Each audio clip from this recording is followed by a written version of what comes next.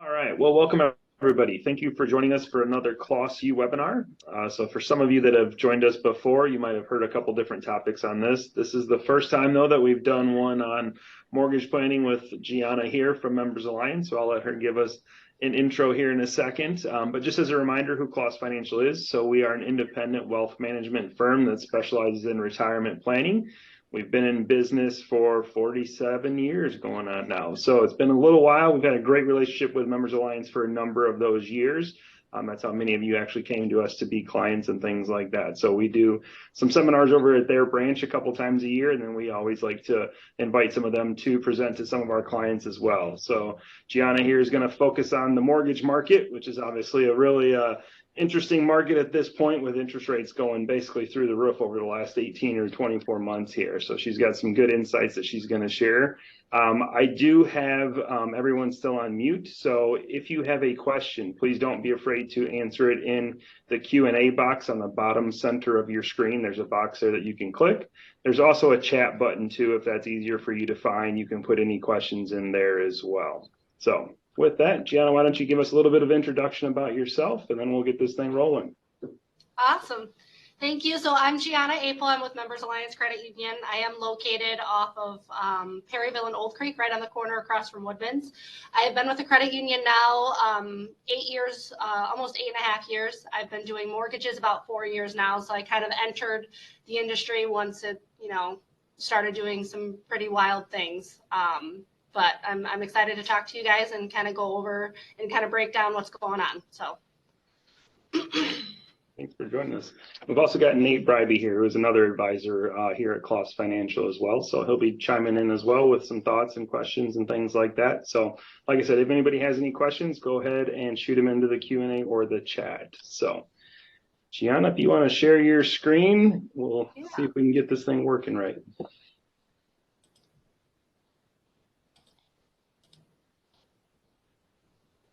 Oh, perfect.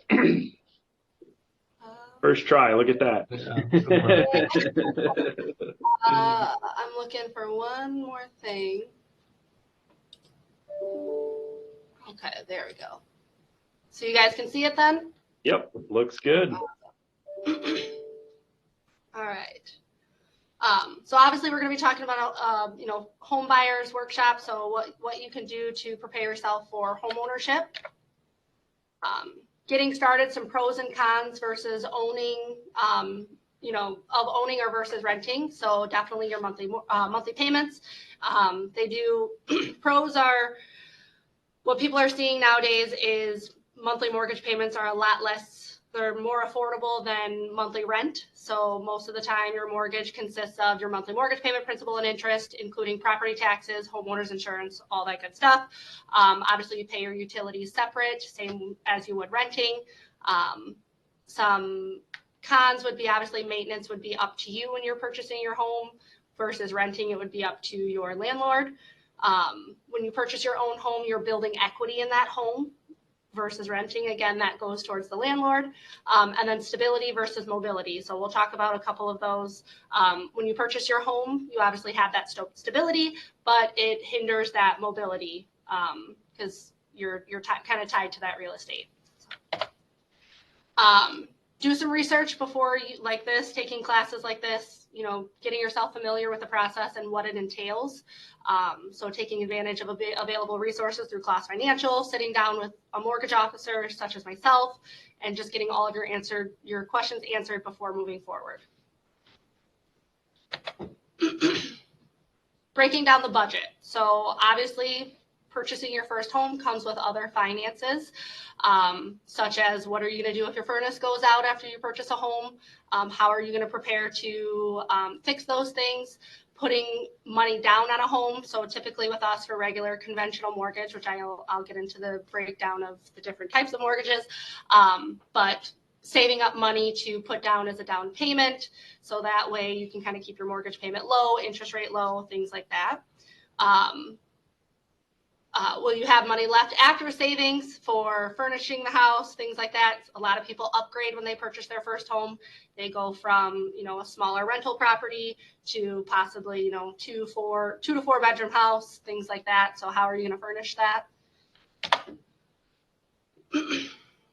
Your future home, so things to consider. So what are you looking for in your first home or even your second home? Maybe you purchased a home and you're not really sure if that was a good fit for you and you kind of want to upgrade some things. So kind of coming up with a list of things that you absolutely don't want in your next home or things that you are absolutely looking for. Are you needing a home office space, fenced in yard because you have an animal? Location, do you have children? Are you looking for a safer neighborhood, great school district, things like that? Buying versus building. Most people, especially the first-time homeowners, will buy their first home as to building because it ends up being cheaper throughout the long run, but there's a lot of out-of-pocket costs in the beginning when it comes to building. So a lot of people kind of look for what they're looking for in a home that's already built. So lots of things to consider. Getting pre-approved. So confirm your ability to purchase. So you can complete an application with a mortgage officer or apply online, multiple different places. I encourage to shop around for rates and things like that. Closing costs are involved with that. For example, our closing costs range anywhere from $1,500 to $2,000. Not everybody, has the same closing costs. So kind of do a comparison for yourself. What's the most affordable? Things like that. Determine the loan product that best fits your needs. So that kind of goes into the different types of mortgages. So we have a conventional, and then we have an FHA. So there's different, and an ARM mortgage as well, which is an adjustable rate. Right now in this market, we're seeing a lot of conventional mortgages. So that's a fixed rate, 30-year term, minimum 5% down. FHA kind of gives you a little bit more wiggle room to put less money down. However, there's different requirements that are involved with that as well. Once you're pre-approved, you can shop for homes matching your desired specifications. So, how many rooms you want. Do you want that fenced in backyard, 2-car garage? Do you want an acre of land? Things like that. Some realtors representing the seller may not accept an offer to purchase without first being approved. I am finding that a lot in this market. A realtor will not even talk to you without a pre-approval letter in hand most of the time. Just because there are very few houses and lots of people who want to buy. I think the last time I checked those statistics, there was 10 houses versus 30 people who were looking. So it's a very, very slim market, and houses are not staying on the market long. So realtors are finding, people are putting offers in and they're being accepted within 24 hours. So having that pre-approval is pretty crucial to have on hand. Give it to the realtor, and then you can, make your decisions from there. You can start putting in offers right away. Yeah, I have a question on the pre-approval. How long does that usually take for a lead time? Like if I'm shopping for homes, how long would I want to, how far in advance would I want to contact you? Yeah, so great question. So our pre-approvals are good for 120 days. So that's and then 4 months. So if you're looking, you want to try springtime, I recommend contacting me a little bit later on because I would hate for you to get pre-approved and then not even start looking until spring. And then that pre-approval's up. I have to repull credit, charge you the credit report fee, things like that. So I would probably say if you're wanting to start looking, within 30 days of actually actively looking to submit that application to get that pre-approval. What oh shoot, wasn't the question. Oh, when you do the pre-approval, when you say you're approved up to 200,000 or whatever the limit is, does Members Alliance automatically go up to that limit, or tell me how that range you may get into this? So when you're pre-approved. Yeah, so say you're pre-approved for 200,000. I always ask people what your top dollar is. What do you want to spend no more than? Or I'll calculate what are you trying to keep your monthly payments at, and then I can kind of figure out numbers from there to kind of see what we can get you pre-approved for. Say you're pre-approved for 200,000. You are pre-approved up to a loan amount of 200,000. So if you found a house for 300,000 and you decided to put the difference down, you can absolutely do it. The loan amount is just approved to that specific dollar amount. So you can either find less than that, you can find more than that. It's just if you find more than that, you're required to put that difference down. But trying to stay within that limit for the loan amount is whatever you're pre-approved for, if that makes sense. Yeah, and that's usually 42% of a debt to income ratio, right? Or Yeah, so that is one of the questions that you wanted me to go over was debt to income and kind of how that plays for your monthly payment. So when we look at your debt to income is the amount of debt that you have coming in per month, just the minimum monthly payments that reflect on your credit report versus the income that you have coming in per month. When we calculate that, when we include the new monthly mortgage payment, your debt to income ratio cannot exceed 50%. So Okay. when we calculate it, it can't exceed 50% with the new monthly payment. Perfect. Thank you. Yeah. All right. When it comes to shopping, it is an investment.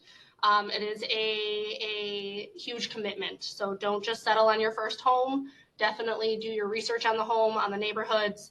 For example, my first home that I bought it with a furnace that was on the second level.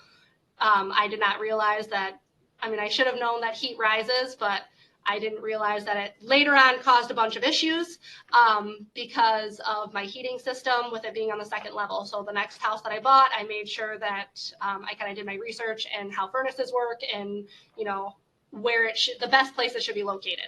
So definitely doing your research on the home and making sure that it's a good fit for you. So make an offer and put a formal offer in writing. So kind of the next steps after you get that pre-approval and you do go shopping and you've done all your research and you find the property that you're super interested in, your realtor will help you essentially negotiate an offer with the seller. Once you negotiate that price, you then sign a contract between you and the seller. That contract will then come to me, and then that's kind of when the ball starts rolling. That's when we order the appraisal, because the pre-approval is contingent on the property checking out. So we still have to appraise the home, make sure that it's worth what you're paying for it, make sure that inspections pass, that it's a livable home, things like that. So after that process, you have an accepted offer, and we start getting that ball rolling. We kind of move into the next stages where we verify income and things like that. Home inspection. So making a purchase at offer contingent on inspection. So inspections are super important. You'll see in this market, people are waiving inspections. I don't always recommend that just because you do run into issues later on in case something doesn't pass inspection. So they're looking at all of your electrical work. They're looking at, your roof. They're looking at, the foundation. I have a well and septic, so they looked at the well and septic, so things like that, just to ensure that you're not running into larger problems later on after you've already made that commitment to purchase the home. So inspections are super important. Completing the loan application, keep your mortgage officer in the loop. So because it is a commitment, there's a lot of parties involved. There's the loan officer, which is myself, you, and the realtor of the seller, and the seller. So we all try to kind of stay on the same page just because we don't want anything to fall through the cracks and you end up having to lose a home that you really had your heart set on. So we definitely, communication is key throughout this process. Anything that comes up, you call your loan officer or your realtor. The realtor and the loan officer can communicate, but as long as we're on the same page, it works more efficient. So some of these points on the slideshow, it goes over an appraisal determines the value of the home compared to similar homes in the area. It is important to know that any down payment consideration and the loan to value percentage will be based on the sale price. So that's what I was talking about a little bit earlier. So just because you're approved for up to $200,000 doesn't mean that you can't purchase higher. As long as that appraisal comes in, you are just required to kind of put that difference down if you have the means to do it. So kind of keep that in mind when you're looking, okay? Insurance and escrow. So you have two options when you purchase a home. You can either put your homeowner's insurance and your taxes into the monthly mortgage payment. It's kind of out of sight, out of mind. You don't have to worry about making those payments because your mortgage company will do it for you. Or you can set it up to pay it on your own. So you're only paying your monthly principal and interest every month, and then you're paying your homeowner's insurance monthly or every 6 months, however you have it set up, and then your property taxes 2 times a year. I've noticed a lot of people set up the escrow account with a mortgage company just because it's less things that they have to worry about. It's kind of like a one-stop shop. They take care of it for you, and then you have that one payment that you have to worry about. Okay. Sorry. What about bi-monthly payments? That's always a hot topic, right? Is that per? Yes. Yeah, so interest is accrued daily. So if you start setting up biweekly payments, you end up getting the loan paid off faster, just because you're cutting the amount of interest that you're paying each month down by a portion. I want to say if you pay biweekly payments for the life of the loan, you'll end up shaving off. I think they said 7 years if you paid biweekly payments. So. And that's an option through Members Alliance. It is, absolutely. And then there's no penalty for paying off early. A lot of people are very worried about, if they pay off early, if there's a fee involved, whether that's a percentage or just a flat rate, there is no fee for paying off early. Sure. So, you're almost there. So closing the loan after you've gone through the inspection process, the appraisal process, we verified income, things like that. You're really almost done. So you set up that homeowner's insurance, you go to that closing, you close on the loan, the house is yours. A title company will facilitate the completion of that. So typically Members Alliance doesn't go to the closings. You'll typically go with your realtor and the title agency, and they'll take care of it. You don't sit in the room with the seller. It's not often that you actually know the seller at all. You don't communicate at all unless you know them personally. But it's a very private matter. So you guys stay separated the entire time. That's where you really have to rely on a good realtor and a good mortgage officer to communicate that for you. A time and date is set. It'll be agreed between you and the seller through the real estate agents and the confirmed buyer's mortgage lender. And then once you close, it's your house, you'll get the keys and you're all good to go. When it comes to income, because I know that that's a big topic, especially with people who are retired, some of the questions that were brought up were underwriting for people who are retired and how we calculate their income.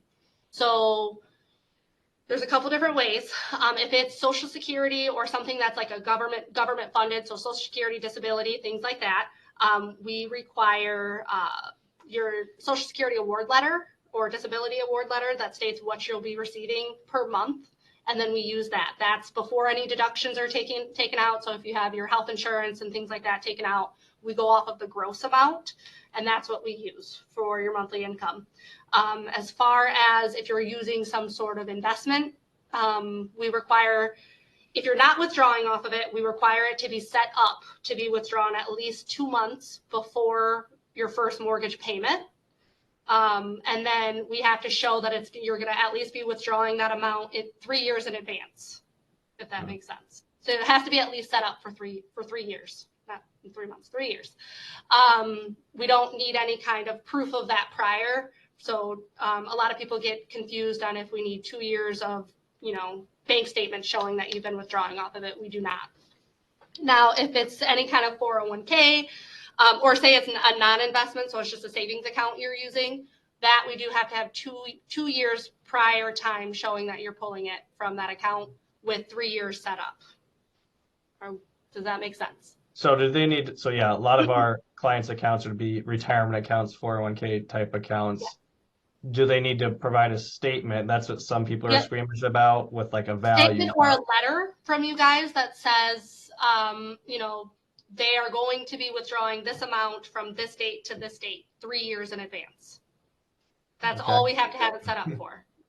Does that make sense? It does. It's just interesting how we invest money, I guess. Kyle, any thoughts on that? Yeah, we've had other people where as long as they have a statement, and then we'll have to set up a monthly income just to show that they can make the monthly payments and that kind of stuff too. So yeah, so that would work. Yeah, that would work. They just want to see that at least they'll be withdrawing that amount for 3 years to ensure that monthly mortgage payment is being made. Yep. You can just set up a monthly withdrawal, and then as long as it doesn't have an end date, then you can assume that it's going to go out for 3 years, basically. Yep. So. Yep. Yep. Okay. All right. I had another question here. So PMI and how the premium is figured. So PMI is insurance to protect the the mortgage lender against any loss. So premium is based on the loan type. So conventional, that's if you have less than 20% down on the home. So that means, so loan to value is the amount that you're borrowing versus what the property is worth. So if you are within that 80% of what that home is worth, then you won't have to worry about PMI insurance. If you're above that 80% threshold, PMI insurance is added, and that's kind of that extra protection for the mortgage lender. I don't know of anybody who doesn't add it if it's above that 80%. And then as far as FHA, so that's a conventional. FHA is a federal government loan. That is for the life of the loan. You'll have that, no matter how much you put down, you'll have PMI insurance for the life of the loan. That is based off of Fannie Mae guidelines. And the way it's calculated is it is 5% of the loan amount. So, and then that you pay that premium every month. And most of the time it's tacked into your monthly mortgage payment. Okay. Okay. No. Now, conventional, say you put 5% down, you go for a regular conventional mortgage, so just your standard mortgage, and you put 5% down and you have that PMI. PMI insurance will drop off automatically at 78%. So the minute your loan drops from, that 95% into the 78%, it will drop off. Or you can have it requested. You can request to remove it at 80% on your own. Typically, though, most lenders charge a fee to do that because you have to get a new appraisal ordered. So, okay. At 78%, you don't have to go through all those hoops. It'll use your original appraisal and it'll drop off on its own. Okay. Yep. We're not going to go there yet. I had a couple of other questions on here. So closing costs. So kind of going over closing costs and what they entail. Costs incurred during the application process and completion of the mortgage.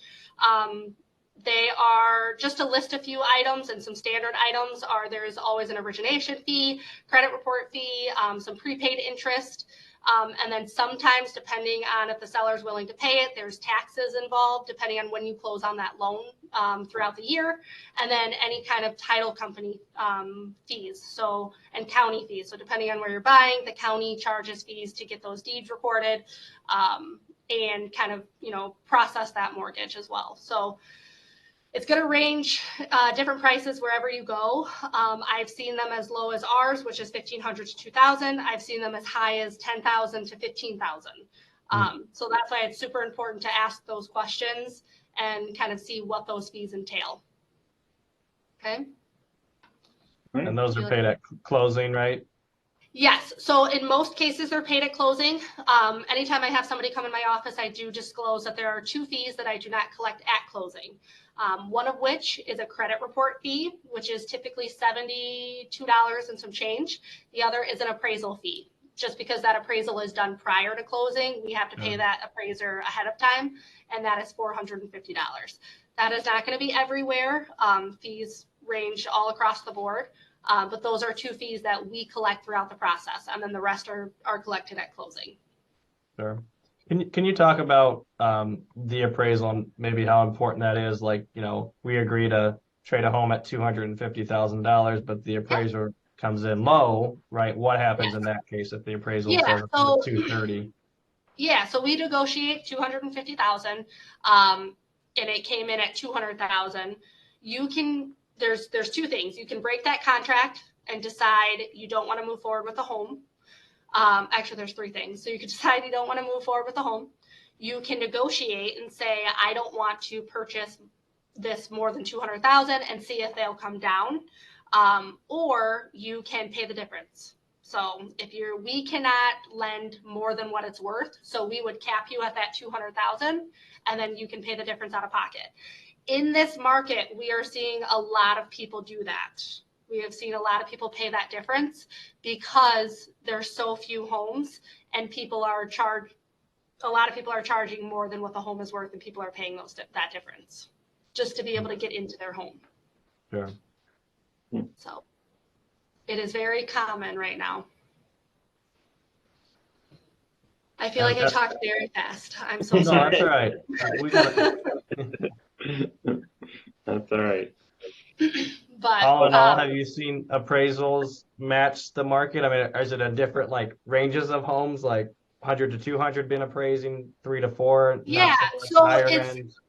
yeah, it's really interesting to see just the last 3 years. So when I first started, it was pretty steady. It was going great.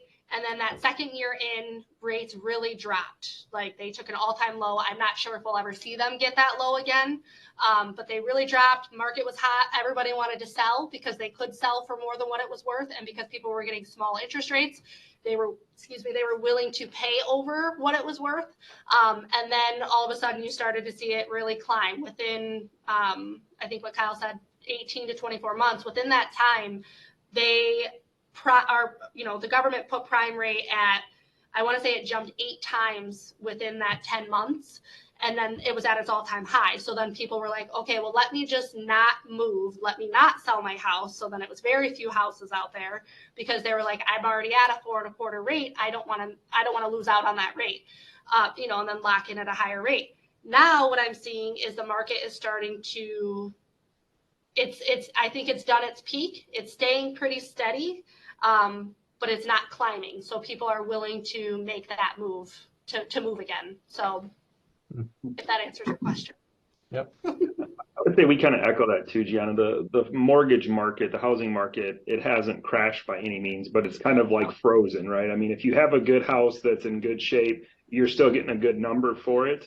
But like you said, you have so many people that locked in those 2% and 3% rates that they're not really in a hurry to go buy a more expensive house at a higher interest rate. So it was already a supply issue that there wasn't enough houses on the market, and now you're not going to get a flood of them. Or even, me and my husband kind of did not help the market. A lot of people are, still buying, but keeping that house and making it a rental. So me and my husband did that same thing.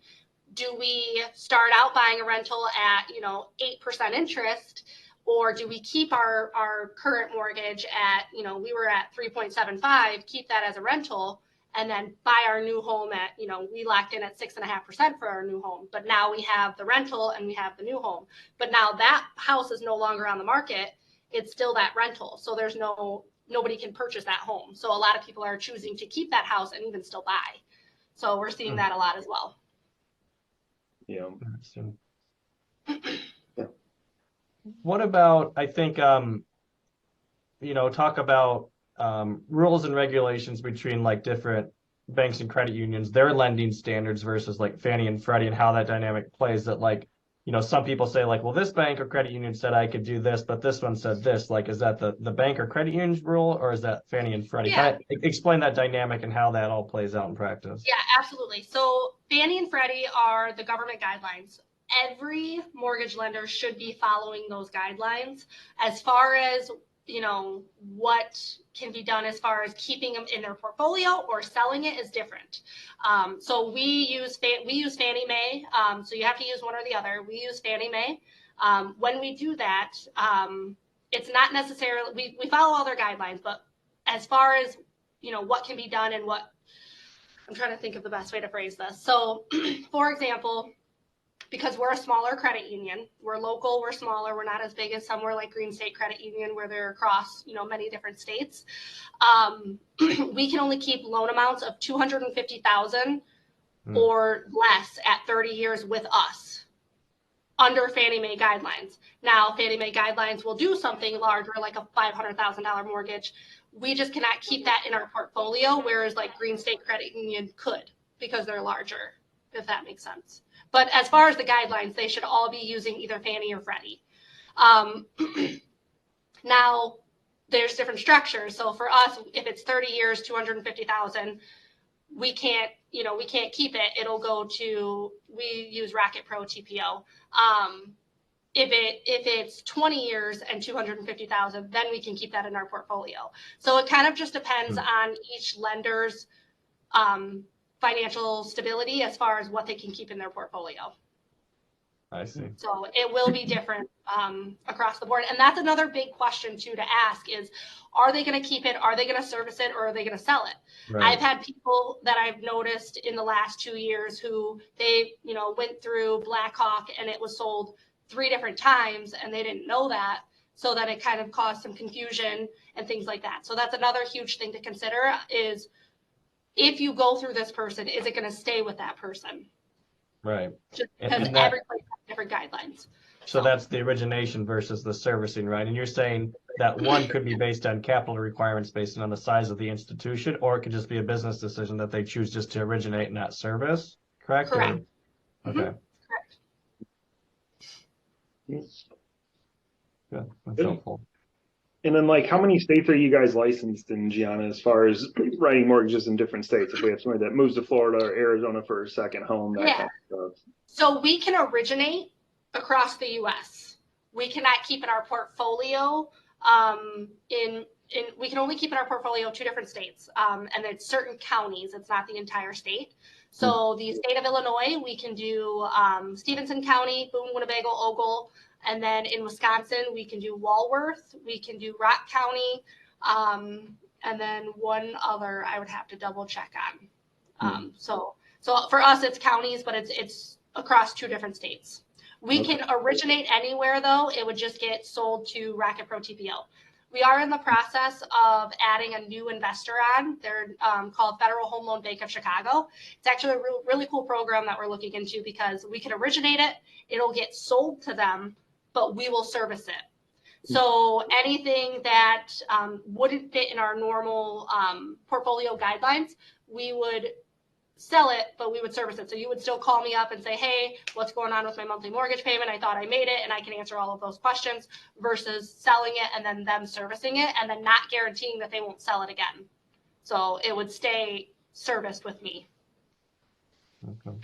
Another product that we offer, it's called a loan modification. It is a product that is kind of supplements a refinance because everybody knows that rates are high right now. They're high everywhere, regardless of where you go. They're not going to always be high. I can't promise they won't get as low as 1.99% again, but they will come back down eventually. What that loan modification does is it allows you to modify the loan for whatever the rate is at that time, whenever you decide to pull it, for a credit report pull and a $250 payment.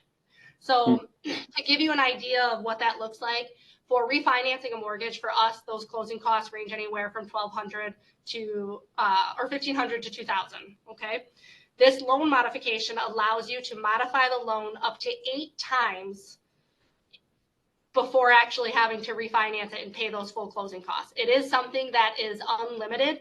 You can do it as soon as a week after closing. And I think in 2021, I had somebody do it 3 times and got their rate from, I think they were locked in at 5.375, and they got it down to like 2.25.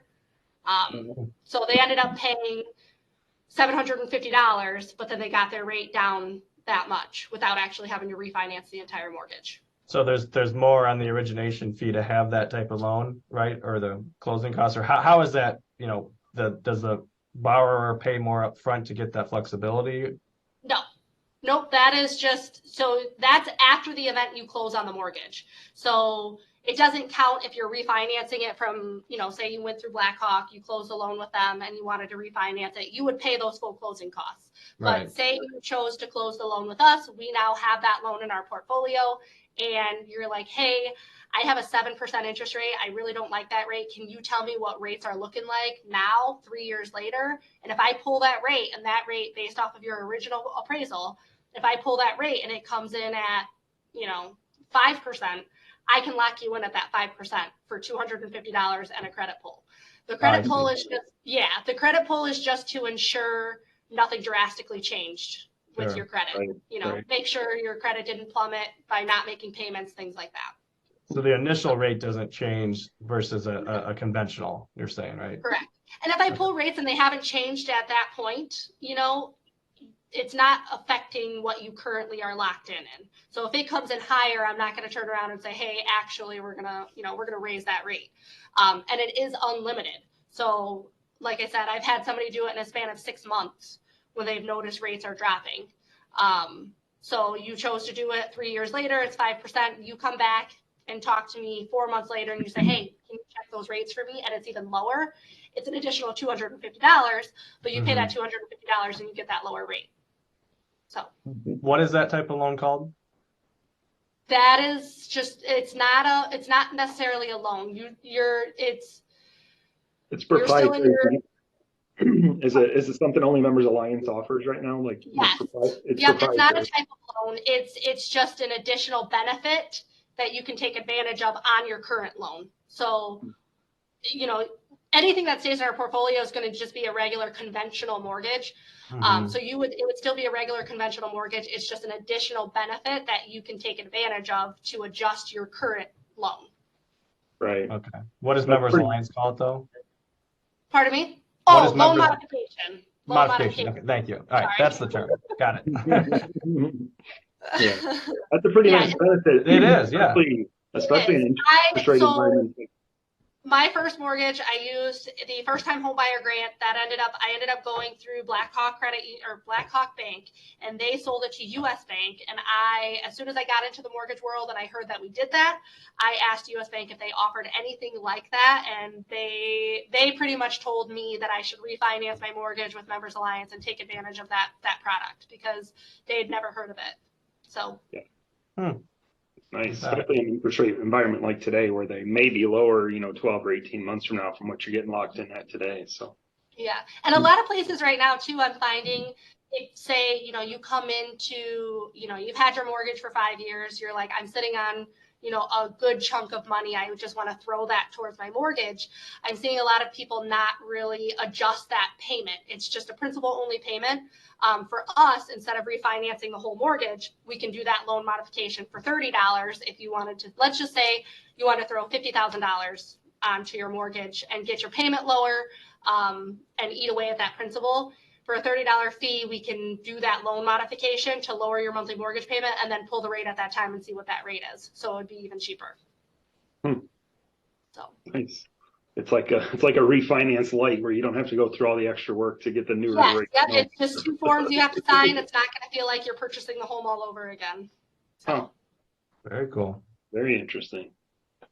Yeah. Cool. Any other questions? Yeah.